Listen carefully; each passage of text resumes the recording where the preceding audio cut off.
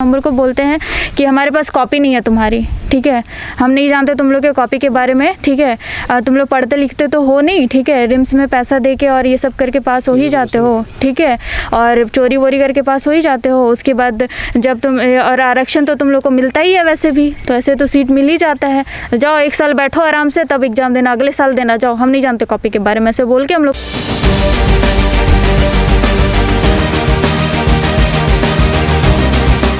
ये है झारखंड और हम अभी मौजूद है झारखंड की राजधानी रांची में, और हम आपको बताते चले कि युवा मुख्यमंत्री है झारखंड प्रदेश के माननीय हेमंत सोरेन जी, और वो हमेशा अपने वक्तव्य में बोलते हैं कि झारखंड दलित आदिवासी पिछड़ों का राज्य है और उनके लिए उनको काम करना है।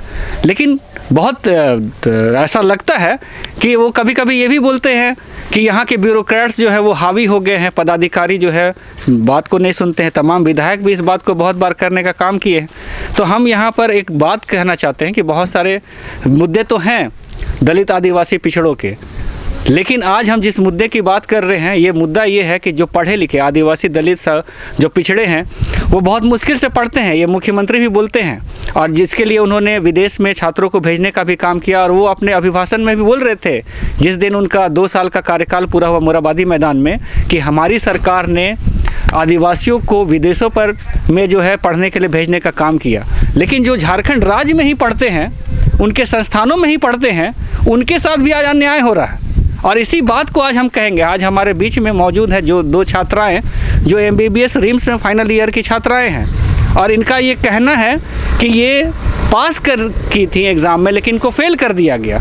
आइए हम इन्हीं से सुनते हैं। नाम जानते हो आप? अपना नाम बताइए। मेरा नाम नीलू कुमारी है। नीलू कुमारी, आप अपना नाम बताइए। अलबीना इक्का। आप अपना बताइए कि क्या आपके साथ हुआ है, क्या आपको लगता है कि आपके साथ अन्याय हो गया? मेरे साथ अन्याय हुआ है कि हम पास हो गए एग्जाम में, ठीक है। पहले आप ये बताइए कहाँ पढ़ते हैं, किस हम रिम्स में MBBS स्टूडेंट हैं। 3rd प्रोफेशनल पार्ट 2 का अभी एग्ज़ाम दिए थे जून से जुलाई तक में ख़त्म हुआ एग्ज़ाम। उसके बाद रिज़ल्ट आया अगस्त में। रिज़ल्ट आने के बाद मेरा रिज़ल्ट में फ़ेल था, तो फिर हम क्रॉस लिस्ट में सर्जरी में फ़ेल थे, तो हम उसका देखने RTI के थ्रू देखे कॉपी देखने के बाद उसमें देखे कि हम लोग का मेरा जैसे 22 है, तो हम कॉपी में 30.5 ला रहे थे, इनका भी 24 था और कॉपी में ये भी 30.5 था। तो हम लोग उस कॉपी को आगे के लिए बढ़ाएं। फिर हम लोग आगे बढ़ाएं तो उसके आगे ग्रीवेंस में एक लेटर लिखना होता है। एप्लीकेशन लिखने के बाद कंट्रोलर सर से अलाउड करवाना होता है। अलाउड करवा के उसके बाद चालान वालान कटवा के जो प्रोसेस है सारा प्रोसेस किए। उसके बाद हम लोग रोज़ आना जाना हुआ कि हो रहा है कि काम हो रहा है कि नहीं हो रहा है। ऐसे करते करते नवंबर बीत गया। नवंबर 22 को अचानक से कंट्रोलर सर से हमेशा पूछते रहे कि कॉपी ऐसे 4 मंथ लेट हो चुका था। फिर 4 मंथ लेट हो चुका था। उसके बाद हम लोग को 6 अक्टूबर को नीचे में एक कर्मचारी हैं, वो बोले कि कंट्रोलर सर आज तुम लोग का कॉपी मांगे हैं सो काम करवाने के लिए। तो हम लोग उन्हीं के साथ में हम लोग गए कंट्रोलर सर के चैम्बर में, और हम लोग बाहर खड़े रह गए। और वो जी हैं रहमान जी हैं, उनका नाम ले सकते हैं ना? रहमान जी हैं जो कंट्रोलर सर के चैम्बर में हम लोग का कॉपी वॉपी रख दिए, और भी सारा फाइल था वो भी रख दिए वो। और फिर वो खाली हाथ बाहर निकल गए। तो फिर हम लोग को बोले कि तुम लोग का काम हो जाएगा, सो अब तुम लोग घर जाओ, 1-2 दिन बाद आके मिल लेना। तो फिर हम लोग 1-2 दिन के बाद फिर से आए मिलने के लिए। तो वो बोले कि जाके आप लोग कंट्रोलर से बात कीजिए, हम आप लोग की कॉपी दे दिए हैं कंट्रोलर सर को, ठीक है। तो फिर वो हम लोग गए जब कंट्रोलर सर से मिलने के लिए, तो बोले ठीक है तुम लोग का काम प्रोसेस में हो रहा है। फिर आगे अलबीना वो फिर जब भी जाते थे बोलते थे एक परसों आना, कल आना, एक एप्लीकेशन दे दो, एप्लीकेशन का जेरोक्स दे दो, हम देखेंगे इसके बारे में। फिर देखते थे जबकि जब हम लोग फिर हम लोग जिस दिन हम लोग RTI किए थे, जिस दिन देखे थे हम लोग कॉपी, उस दिन ऐसा हुआ था कि देखने के बाद सर बोले तुम लोग क्या के लिए आए हो? तुम लोग बोले सर कॉपी ऐसा हो गया है।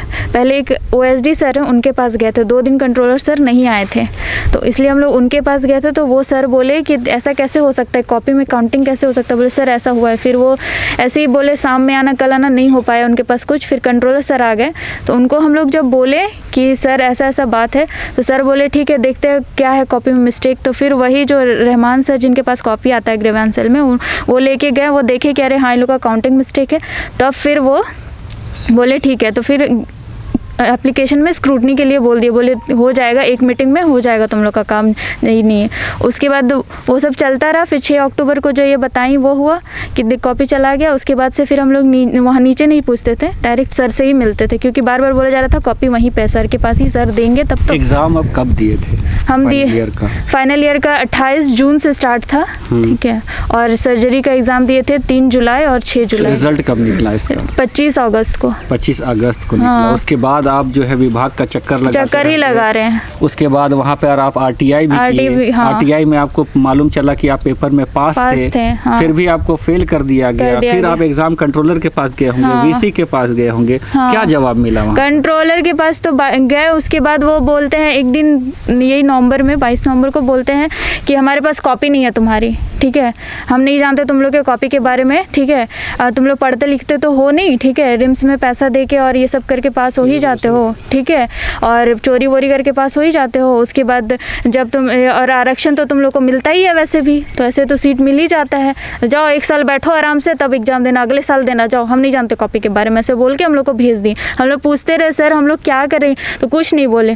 फिर हम लोग तुरंत उसी टाइम वीसी मैम के पास गए, तो नहीं आई थी, शाम तक में आई। फिर हम लोग उनसे भी ये सब बात बताएं, तो वो भी मतलब कोई भी अधिकारी आपके बातों को सुन नहीं रहा, समझ नहीं रहा, बस टाल ही रहे हैं। कितने स्टूडेंट अपीयर हुए थे एग्जाम में?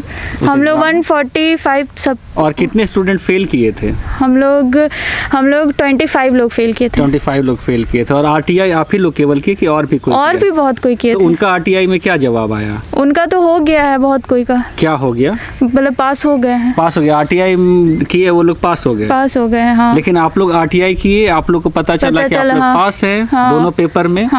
जितना मार्क्स मिला था उससे कम आपको मार्क्स दिया गया था। और आरटीआई में ये पता चला कि आप पास थे, फिर भी आपको फेल कर दिया, फिर भी आप गए। लेकिन और लोग पास कर गए, फिर भी आप पास नहीं किए।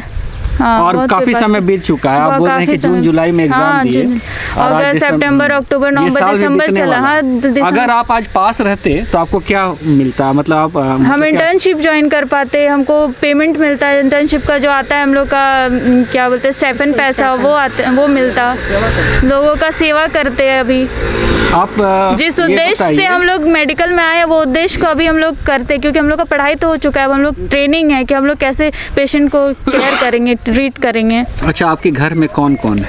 मेरे घर में मेरी माँ है, मेरे भैया लोग हैं और मेरी 2 दीदी लोग, उन लोग की शादी हो गई है। भैया लोग और पिताजी नहीं है, मैं हूँ। और माँ क्या करती है?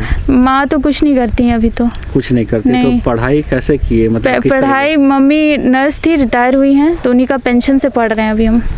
और भैया लोग भी उन्हीं का पेंशन से भी काम कर रहे हैं, मतलब जो भी हम लोग का खर्चा। मतलब कोई भी घर में रोजगार नहीं है, कहीं एम्प्लॉयमेंट कहीं नहीं है। लेकिन आप फिर भी कोशिश की और MBBS निकाले हैं, तो अभी सब घर में उम्मीद है कि जल्दी से बन जाए। माँ को अभी तक नहीं बताया है कि ऐसा कुछ हो रहा है मेरे साथ, क्योंकि माँ बीमार है बहुत। अच्छा, ये चीज़ बताइए कि यहाँ के तमाम जो मंत्री हैं, विधायक हैं, वो इस बात को एहसास करते हैं कि यहाँ के लोग बहुत मुश्किल से पढ़ते हैं? और जैसा ये बता रही हैं कि इनके घर में इनके पापा नहीं हैं, माँ है, रिटायर कर गई हैं, और उसी से जो है उनका परिवार चलता है। इनके भाई लोग भी जो है एम्प्लॉयड नहीं हैं। तो आप समझ सकते हैं किन हालात और किन परिस्थितियों में इन्होंने MBBS में दाखिला लिया होगा और किस प्रकार पढ़ाई करने की कोशिश की होगी। और जहाँ पर एग्ज़ाम दिए, जो अथॉरिटी है जो एग्ज़ाम को कंडक्ट कराते हैं, वो एग्ज़ाम में ये पास थी, लेकिन इनको फेल कर दिया गया, जो ये बता रही हैं कि RTI से इनको प्रमाण मिलता है। और बाद में जो अथॉरिटी जो एग्ज़ाम को कंडक्ट कराते हैं, और रांची यूनिवर्सिटी के जो VC हैं जिनके अंडर में पूरा यूनिवर्सिटी चलता है, वो जिम्मेवार कहीं ना कहीं इनके लिए तो है। लेकिन जिम्मेवारी इस तरीके से अगर सारे पदाधिकारी झारखंड में निभाएंगे तो कहीं ऐसा ना हो कि तमाम जो टैलेंटेड लोग हैं उनका टैलेंट कहीं धूमिल ना हो जाए। झारखंडी बच्चे जो किसी तरीके से आगे बढ़कर किसी तरीके से रोटी और किसी तरीके से अपना परिवार का निर्वहन करते हुए पढ़ाई लिखाई करते हैं, तो वो तो कभी डॉक्टर बनने का सपना ही नहीं देख सकते। आप क्या बोलेंगे कि ऐसे अगर सिस्टम चलेगा तो आने वाले बच्चों का भविष्य क्या होगा? सर, इसमें तो आने वाले बच्चों का भविष्य तो अच्छा नहीं रहेगा। अगर ऐसा सिस्टम चलेगा तो। छोटे छोटे बच्चे लोग हैं, वो लोग चाह रहे थे कि मेडिकल में आएंगे, हम लोग भी तैयारी करेंगे, लेकिन अभी मेरी स्थिति देख के वो लोग के पेरेंट्स जो है, जैसे दीदी के बच्चे हो गए, वो लोग अभी बोल रहे हैं कि इतना मुसीबत होगा तो कैसे जाएगा आदमी बच्चा आगे। ठीक है, तो वो अभी से एक जन को देख के जैसे हम अभी आगे बढ़ रहे हैं, तो मेरे घर में जो लोग हैं वो लोग सोचते हैं कि मैं अपना छोटा छोटा बच्चा लोग भी कि ये दीदी कर रही है, हम भी करेंगे, ऐसे ही बनेंगे। लेकिन इतना बीतने के बाद लोग सोचने लगते हैं कैसे आगे बढ़ेंगे, आगे तो सब जगह से खींच ले रहा है लोग। अच्छा, आप अभी तो मिलने के लिए आए थे ना जनप्रतिनिधि से, विधायक जी से। आप बताइए कि आप खिजरी विधायक से मिले, आपको क्या आश्वासन मिला? सर तो हमेशा हम लोग का हेल्प कर ही रहे हैं अभी तक। ठीक है, वो हमेशा फ़ोन करके तुरंत हम लोग को सुनाते हैं कि हाँ बात हो रहा है। उधर से हमेशा बोला जा रहा है, वीसी मैम या फिर कंट्रोलर सर जो भी फ़ोन करते हैं कि हाँ हो जाएगा हो जाएगा। वीसी मैम तो पिछली बार बोली थी कि इस महीना को ही, इसी महीना में सर हम कंप्लीट आप इन लोग का रिजल्ट दे देंगे। ठीक है, हम खुद चिंतित हैं इनका भविष्य के लिए, लेकिन अभी तक तो ऐसा कुछ भी नहीं की है मैम।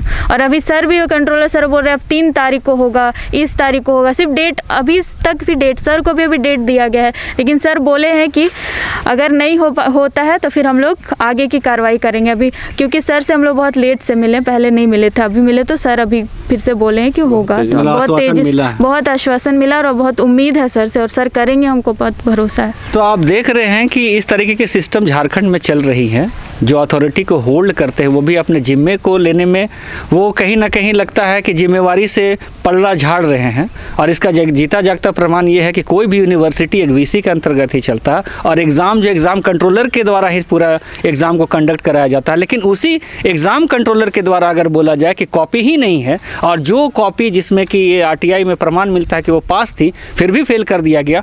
और इतने समय से जो है आप समझ सकते हैं कि ये दर बदर की ठोकरें खा रहे हैं, इधर से उधर जा रहे हैं, अपने गुहार को सुना रहे हैं तमाम लोगों से, जनप्रतिनिधियों से, अधिकारियों से, लेकिन इनका कोई सुनने वाला नहीं है। तो आप समझ सकते हैं कि झारखंड राज्य में क्या चल रहा है। और ख़ास करके आदिवासी दलित बच्चे जो किसी तरीके से पढ़ाई लिखाई करके आगे बढ़ने की कोशिश करते हैं, आप समझ सकते हैं कि क्या होगा। हाँ, कुछ बोलना चाह रहे हैं आप? हाँ, देखिए अभी एक उपाय मैम उस दिन एक दिन सर को बोल रही थी, विधायक सर को, कि हम इन लोग का एक स्पेशल एग्ज़ाम लेंगे। मेरा कहना है कि हम लोग स्पेशल एग्ज़ाम क्यों दें? ठीक है, हम लोग कॉपी देख चुके, हम लोग एक एग्ज़ाम देख चुके हैं। पढ़ाई इतना आसान नहीं, हम लोग इतना अभी मेंटली बहुत हराश हो चुके हैं। ठीक है, दिन भर आना जाना, यूनिवर्सिटी दिन भर से यही कर रहे हैं, सब लोग जा रहे हैं वहाँ पे इंटर्नशिप करने, हम लोग हॉस्टल में बैठ के वेट कर रहे हैं हमारा रिजल्ट का कुछ होगा, कितना टॉर्चर हुए हैं। और अभी मैम बोल रही तुम लोग का एक स्पेशल एग्ज़ाम लेंगे। एग्ज़ाम क्यों दे? कॉपी वो लोग खोए हैं और उन लोग का पाप हम धोए के कॉपी वो लोग खो दिया है और हम लोग उसका भुगतान करें। ये तो बहुत गलत है। हम लोग कॉपी एग्ज़ाम तो नहीं देंगे, ठीक है, और जो हम लोग देखे हैं उस पर विश्वास भी नहीं हो रहा है कि हाँ यही नंबर है, तो वो नंबर पे हम लोग को दे दे RTI के लिए, RTI का नंबर से हम लोग को पास कर दिया जाए, बस हम लोग यही चाहते हैं। हम लोग एग्ज़ाम नहीं देना चाहते, हम लोग जो पास है कॉपी में वो बस उसको दे दिया, या तो कॉपी निकाल के दे, दो में कुछ एक काम करे। तो आप समझ सकते हैं इन छात्रों का व्यथा, और ये जो है आदिवासी समाज से ही आते हैं, और ऐसा तमाम नेता इस राज्य में बोलते हैं कि ये राज्य आदिवासी दलित पिछड़ों का ही राज्य है। और इस राज्य में बहुत सारे यूनिवर्सिटीज़ चलते हैं, विश्वविद्यालय चलते हैं, और रिम्स जो है एक नामी संस्थान है जहाँ से बच्चे सपने देखते हैं कि अच्छे डॉक्टर बनकर आएंगे और देश और राज्य की सेवा करेंगे। लेकिन आप समझ सकते हैं कि जो रांची यूनिवर्सिटी के अंतर्गत में रिम्स चलता है, जो एग्ज़ाम कंडक्ट करवाती है, बेस की जो डिग्री देती हैं, ये फाइनल स्टूडेंट हैं, फाइनल ईयर की छात्राएँ हैं, और ये एग्ज़ाम दी, पास की, लेकिन इनको फेल कर दिया गया, और उसका जो है जिम्मेवारी कोई लेने को आज तैयार नहीं है, और ये दर बदर की ठोकर खा रहे हैं। तो आप समझ सकते हैं कि किस तरीके के मंशा से सारे विश्वविद्यालयों में काम किया जा रहा है, वंचितों को किस तरीके से रोजगार और जो है डिग्रियाँ, अच्छे डिग्रियाँ लेने से रोका जा रहा है। तो आप समझ सकते हैं, और इनकी जो खबरें हैं तमाम अखबारों में आई हैं। ऐसा भी नहीं है कि तमाम जो जनप्रतिनिधि हैं जो अखबारों को देखते होंगे इनके समस्या को नहीं जान रहे, लेकिन आज तक कोई संज्ञान नहीं लिया। हालांकि खिजरी के विधायक जो राजेश कच्छप है, उनके पास से इनको आश्वासन मिला है, बात भी की है वो कंट्रोलर से, वीसी से ही बात की है। अब आने वाले वक्त में देखना है कि इनका समस्याओं का निष्पादन इस राज्य में होता है कि नहीं होता है। युवा मुख्यमंत्री हेमंत सोरेन से काफ़ी उम्मीदें युवा समाज को है, और वो कहते भी हैं कि झारखंड राज्य को आगे बढ़ाने का काम किया जाएगा। लेकिन आने वाले वक्त में देखना है कि इनके साथ न्याय होता है कि नहीं होता है। हम इन्हीं सारे मुद्दों को लेकर, इन जैसे मुद्दों को लेकर आपके समक्ष में आते हुए रहेंगे। हमारे सहयोगी विकास के साथ अजय टोप्पो का धन्यवाद। जोहार।